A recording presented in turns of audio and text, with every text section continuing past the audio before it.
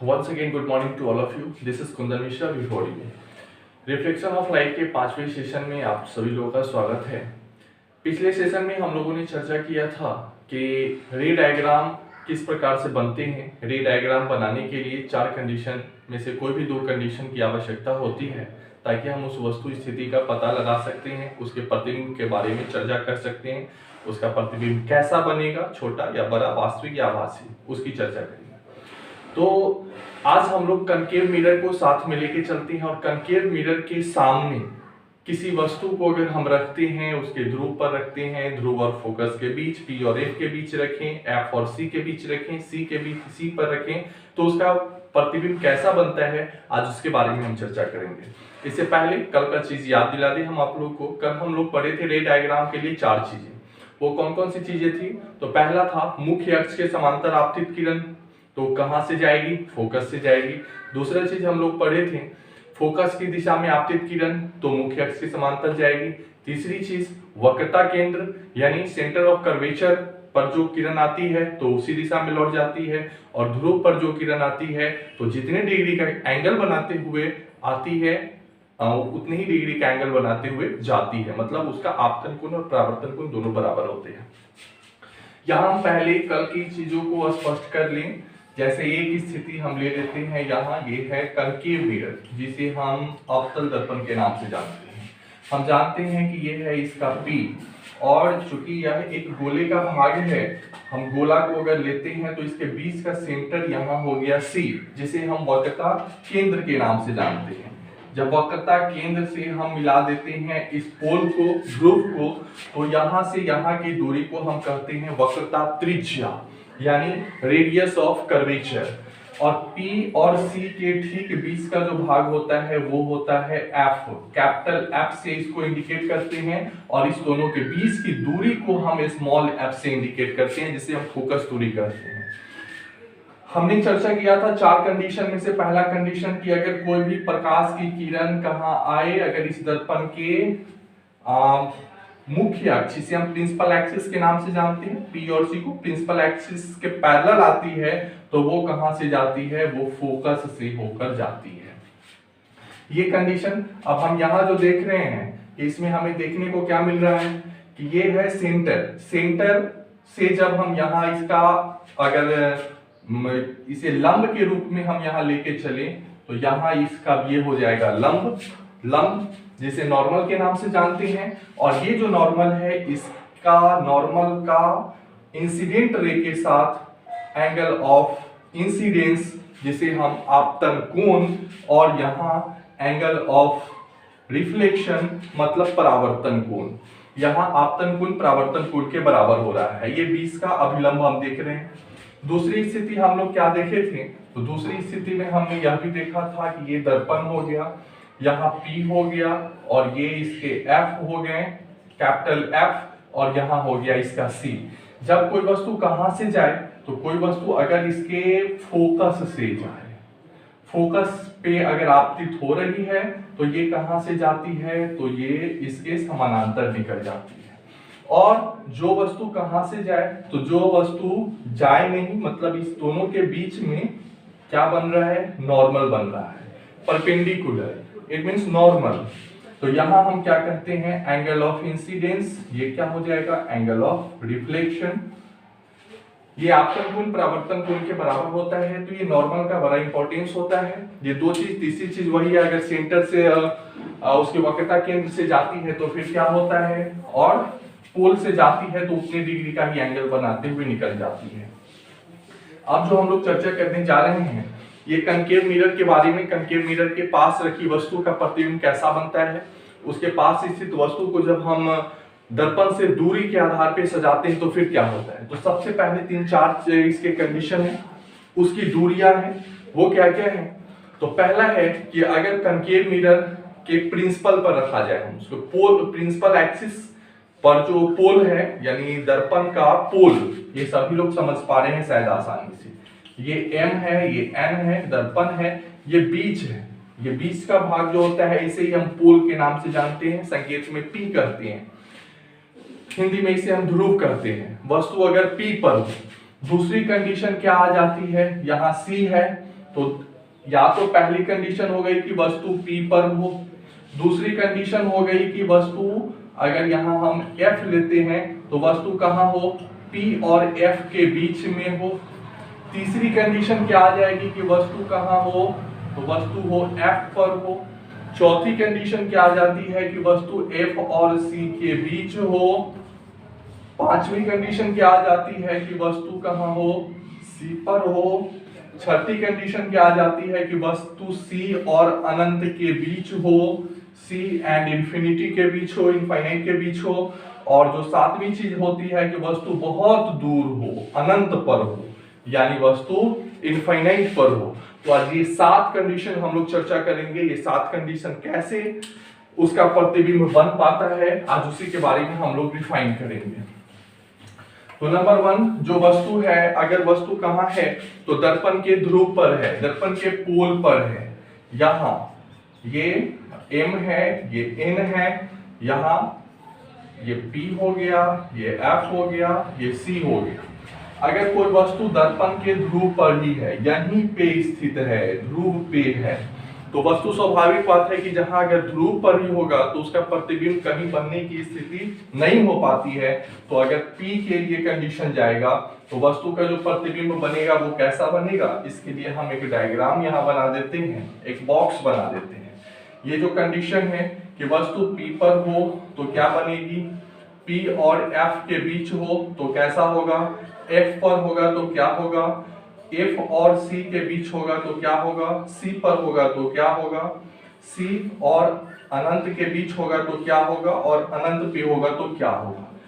ये सातों चीजों को आज हम लोग कंप्लीट करेंगे और इसे हम आसानी से बारीकी से 1 बाय 1 इसे सीखने की कोशिश करेंगे कि हम कैसे इसका डायग्राम बना सकते हैं। ये एग्जाम में कई बार पूछा जाता है। तो P के लिए जो कंडीशन हो जाएगा वो क्या है, तो P पर जो वस्तु अगर रखा जाता है तो P पर वस्तु रखने पर वस्तु की जो प्रतिबिंब बनेगी तो प्रतिबिंब P पर ही बनेगी। दूसरी चीज, प्रतिबिंब कैसा होगा, तो प्रतिबिंब काल्पनिक होगा, वर्चुअल होगा, वो रियल नहीं होगा। तो यानी कि प्रतिबिंब यहाँ पे क्या हो गई, वर्चुअल कहिए या इसको आभासी के नाम से जानते हैं। तीसरी, वस्तु जितनी बड़ी होगी उसका प्रतिबिंब उतना ही बड़ा बनेगा, मतलब साइज उसका क्या होने वाला है, तो सेम होने वाला है, सेम साइज। और ये P के लिए कंडीशन। अब जो हम चर्चा कर रहे हैं तो और दूसरी चीज, यहाँ क्या बनेगा, सीधा बनेगा या उल्टा बनेगा, तो ये बनेगा सीधा, क्योंकि ये कंडीशन हम आप लोगों को पहले बता चुके हैं कि जो रियल इमेज होती है, जो वास्तविक प्रतिबिंब होती है, उसका इमेज होता है उल्टा, और जो आभासी प्रतिबिंब होता है वो बनता है सीधा। तो आभासी है ये वर्चुअल, इसीलिए बनेगी कैसी, सीधी बनेगी। इसको हम एक कंडीशन यहाँ P और F से दर्शाने की कोशिश करेंगे। यहाँ M, यहाँ N। अगर यहाँ हम P को लेके चले तो P को अगर हम लेते हैं तो यहाँ हम देखते हैं P से C और यहाँ हो गया F। जब वस्तु को हम कहाँ पे रखें, तो जब वस्तु को हम P और F के बीच रखते हैं, P और F के बीच रहने पे हमने 2 शर्त पढ़ी थी, पिछले 4 में से कोई 2 भी शर्त लेना है हमें। तो ये वस्तु हो गया, कोई AB वस्तु है और प्रकाश की किरण क्या हो रही है, तो प्रकाश की किरण यहाँ इससे होकर जा रही है। ये प्रकाश की किरण जाने के बाद ये कहां से गुजरेगी, फोकस से। क्यों गुजरेगी, क्योंकि ये प्रिंसिपल एक्सिस के समांतर जा रही है। कल की क्लास में, पिछले क्लास में हम लोग पढ़े थे, प्रिंसिपल एक्सिस के समांतर जाने वाली किरण वो फोकस से गुजरती है। और जो दूसरी कंडीशन हम लोग पढ़े थे वह यह भी पढ़े थे कि वस्तु के अगर यहाँ से कहा जाए, ये पोल से होकर के जाती है, तो जितने डिग्री का एंगल नॉर्मल से बनाती हुई आती है उतने ही डिग्री का एंगल बनाते हुए चली जाती है। तो यहाँ तो ये हमें बड़ी दूर तक कटता नहीं नजर आता है, लेकिन जब हम इसे पीछे की ओर ले जाते हैं तो हमें बड़ी आसानी से ये हमें यहाँ पे कटता नजर आता है। तो हम क्या देख रहे हैं, इस वस्तु का जो प्रतिबिंब बन रहा है वो कहाँ बन रहा है, ये A डैश B डैश हम ले लेंगे, ये AB वस्तु थी तो दर्पण के पीछे बना। इसका जो प्रतिबिंब बना वो कैसा बना, तो सबसे पहले दर्पण के पीछे बना, पीछे बना तो हम यहाँ क्या लिखेंगे, दर्पण के पीछे, बिहाइंड द मिरर। उसके बाद कैसा बन रहा है, वस्तु था इतना सा छोटा सा, अब वस्तु बन गया इतना बड़ा, तो वस्तु साइज में क्या है, तो बड़ा है, तो हम क्या लिखेंगे, लार्ज इन साइज। और इसके बाद ये सीधा है, वस्तु ऊपर की तरफ खड़ा है, यह भी ऊपर की तरफ बन रहा है, तो ये कैसा बन रहा है, इरेक्ट बन रहा है, इट मींस सीधा बन रहा है। और ये दर्पण के आगे बन रहा है कि पीछे बन रहा है, तो दर्पण के पीछे बन रहा है। और सीधा प्रतिबिंब कैसा होता है, तो सीधा प्रतिबिंब होता है काल्पनिक, जिसे हम वर्चुअल कहते हैं या फिर आभासी के भी नाम से जानते हैं, आभासी या काल्पनिक। ये कंडीशन कब बनती है, जब वस्तु P और F के बीच होती है। अब दूसरी कंडीशन हम पढ़ रहे हैं कि वस्तु कहां हो, तो जब वस्तु होती है F पर होती है। F को हम लोग फोकस के नाम से जानते हैं, तो जब वस्तु फोकस पे होती है तब उसका प्रतिबिंब कैसा बनता है। ये मान लिए ये हो गया अवतल दर्पण M N, यहां हो गया P, ये हो गया F और ये हो गया C। जब वस्तु कहाँ है, वस्तु है ये फोकस पर है। फोकस पे जब वस्तु होती है तो फिर इसी के लिए हम कोई भी दो कंडीशन ले लें, या तो प्रिंसिपल एक्सिस के पैरेलल ले लें कोई किरण, या तो फिर उसके सेंटर ऑफ कर्वेचर से हम लेके चलें, या फिर हम उसके पोल से लेके चलें, और या तो फिर हम उसके फोकस से होकर लेके चलें। तो हम यही काम करते हैं जो पहले किए थे कि यहां से हम इसे ले गए, ये फोकस से गुजर गई। अब ये दूसरी चीज यहां से ले गए, तो यहां से ले जाने के बाद ये क्या होगी, आगे, ऐसा लग रहा है कि आगे जाकर के कहीं ये दूर तक मिलेगी। तो अगर फोकस है तो ये C के बाद क्या है, इनफाइनाइट है, अनंत है। अनंत किसे कहते हैं, बड़ी दूर की स्थिति को कहते हैं।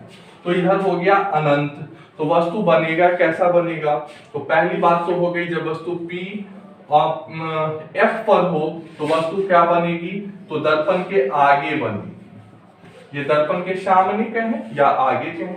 दूसरी चीज है, ये वास्तविक बनेगी कि काल्पनिक बनेगी, तो वस्तु वास्तविक, इसका प्रतिबिंब बनेगा, रियल बनेगा।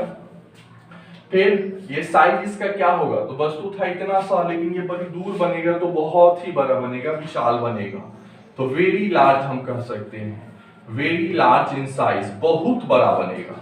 और सीधा बनेगा कि उल्टा, तो देख रहे हैं कि ये कहीं ना कहीं बड़ी दूर जाके कटेगी, तो नीचे की तरफ कटेगी। मान लीजिए यहां कटी, तो यहां कटी तो वस्तु कहां से, यहां से इतना बड़ा इसका प्रतिबिंब बनेगा, और था कितना सा, इतना सा, तो ये क्या हो जाएगा, इसका जो प्रतिबिंब बनेगा वह उल्टा बनेगा, यानी यहाँ पे प्रतिबिंब इसका क्या बन गया, उल्टा बन गया।